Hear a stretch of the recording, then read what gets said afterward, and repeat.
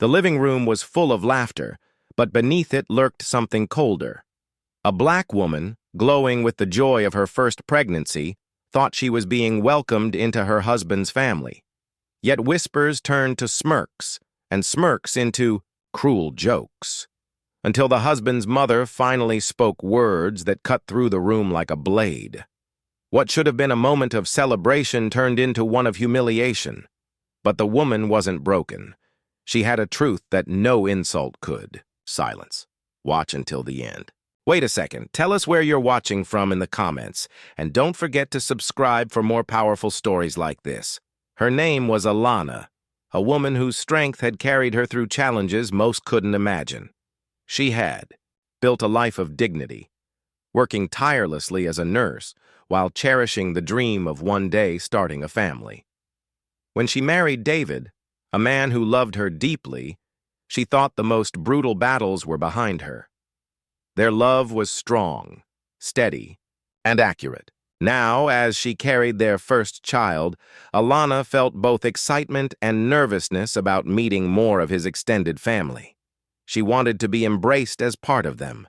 She imagined warm smiles, gentle hands reaching for her belly, and kind words, welcoming the baby into the world. But life often has a way of testing the very moments we hold most dear. And this test would not come from strangers on the street. It would come from the same people she expected to call family. The gathering was supposed to be simple, a Sunday dinner, where laughter filled the air and plates clinked with tradition. At first, things seemed fine. David's cousins asked about names. His aunts complimented her glow, and for a moment, Alana believed she belonged. But as the evening carried on, she noticed the subtle shift, the glances exchanged, the whispers, just loud enough to sting. Then it came sharper. A cousin joked that the baby might look too different, and laughter followed, echoing around the room. Alana's smile tightened, her hand instinctively resting on her stomach. David shifted uncomfortably, but before he could speak, his mother leaned forward. Her tone was polished, but her words dripped with venom. "Pregnancy suits you," she said, "but I just hope the baby doesn't inherit too much of you." The silence afterward was suffocating. Eyes darted away, but no one corrected her. Alana's heart pounded, heat rushing through her body. Every memory of struggle, every sideways glance in a store, every time she had been doubted or dismissed, crashed into this single moment. The joy of carrying a new life collided with the ugliness of prejudice, and she realized the room was waiting to see if she would shrink or rise.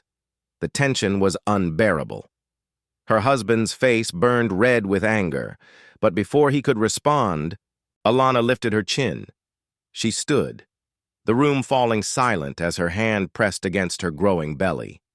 Her voice was steady, but it carried a weight that silenced even the loudest hearts.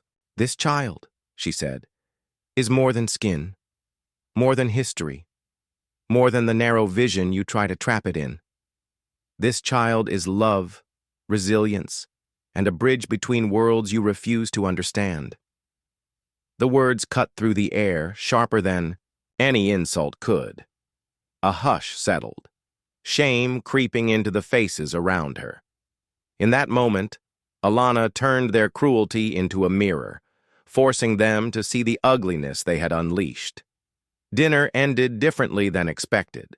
No one laughed after that moment. Some avoided her eyes, others quietly apologized. But Alana didn't need their approval anymore. She had spoken her truth, not just for herself, but for the life growing inside her. That night, as David held her close, she realized something vital. Silence only feeds prejudice, but courage can disarm it. Her story became more than one family's discomfort. It became a reminder of how racism can live in whispers, in smiles, even within homes. And it showed the power of refusing to bow to it. How many more children will enter this world, judged before they are even born? And how many voices will it take before silence finally breaks? Comment below where you're watching from. Take care.